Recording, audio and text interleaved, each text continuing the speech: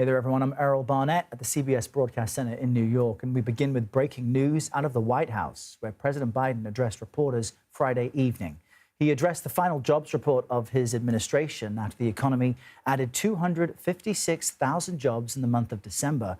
But the president unexpectedly answered several questions on a wide range of topics, including if he regrets dropping out of the 2024 election. Take a listen to this. I don't think so. I think I would have beaten Trump, could have beaten Trump, and I think that Kamala could have beaten Trump, would have beaten Trump. It wasn't about, I thought it was important to unify the party. CBS News White House reporter Willie James Inman joins us now with more on what President Biden mentioned. I know that he crossed a number of topics, not only the election, but the jobs report, Ukraine, Meta, and fact-checking. Willie James, what stood out to you? Hey there, Errol. Good to be with you. What stood out to me was certainly the president talking about the 2024 election there, saying that not only could he have beaten President-elect Trump, but that Kamala Harris, the vice president, could have beaten him as well.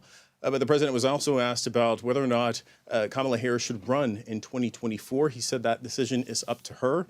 He also touched on a couple of different topics, as you mentioned. He talked about those sanctions that the U.S. levied and its partners as well against Russia, targeting its energy industry. The president noted that gas prices could go up a few cents on the dollar. Of course, we know that gas prices are at lows that we haven't seen really in a few years now, but the president noting that we could see an increase there. But he said the time is now to essentially put those sanctions on Russia, saying that he's done everything that he could in terms of putting those tough sanctions on Russia, and essentially saying that he's trying to help Ukraine even more. He did mention that he talked to President Zelensky of Ukraine today. He was scheduled to meet with Zelensky when he traveled to Italy. That trip was scrapped because the president is responding to those wildfires out in California. He also touched on other issues, as you mentioned. Noteworthy that the president is taking these questions because we really haven't seen him in this type of format for months. I will note the president's last press conference took place this past summer, and he certainly had several occasions to address members of the media while he traveled overseas. I was on a few of those trips where he didn't take questions, he didn't interact with members of the media, but in this instance, choosing to do so on a late Friday evening, Errol. Yeah, Willie James, and that's what really stood out to me as well, and why we wanted to bring it to our viewers as soon as it happened, because it's an increasingly rare occurrence. I noticed that even as he was having this exchange with reporters, he seemed to be at ease. One asked him if he would pardon himself, and he's like, for what? I didn't do anything wrong. Kind of speaking in a very plain English way. And then he was also asked if he would be out of sight, out of mind after his presidency. Got a chuckle from him, and he said, no, I will not be out of sight, out of mind. I'm wondering if we can expect to hear from him again over the next 10 days in this type of format, or what you know will happen. Yeah, well, I want to talk about the pardons a little bit there as well on the back end of my response to your question. But the president has been a little bit more active in giving speeches. We, of course, saw him give a eulogy to the late former president, Jimmy Carter. That was an event where you had all of the past living past presidents, former presidents, and in this case, a former and a current president-elect in the same room at the same time. Of course, they perhaps had some time to meet and talk before that event took place, before they came out there in front of the cameras.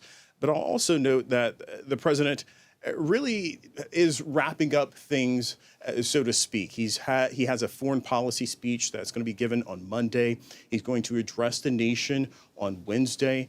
We, of course, will hear from him. But in this type of format, in a question and answer format, it's really been a rare occurrence for this president, Errol, and a noteworthy one to see the president take this many questions, although it wasn't an open press format. That means that members of the press, members of the press corps here at the White House are all allowed in. There's several more reporters. This was covered by the press pool that follows the president, even here at the White House, a smaller group of reporters, but nonetheless important that the president decided to take questions here. And on the pardons, he was asked about that, not only if he will pardon himself, but more pardons and commutations if they're coming in the next few days. And he essentially alluded to how he could react to giving those pardons out. He talked about in his response how it will really depend on how President-elect Trump responds or telegraphs any type of response in the coming days as to what President Biden will do with those pardons, perhaps preemptively pardoning someone like Liz Cheney, perhaps, or Dr. Anthony Fauci, who have reportedly been some of the considerations that the president has been making in terms of giving out those preemptive pardons.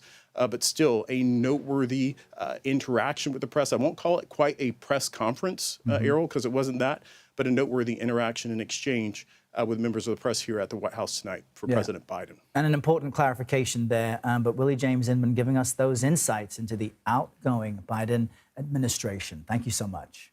You bet.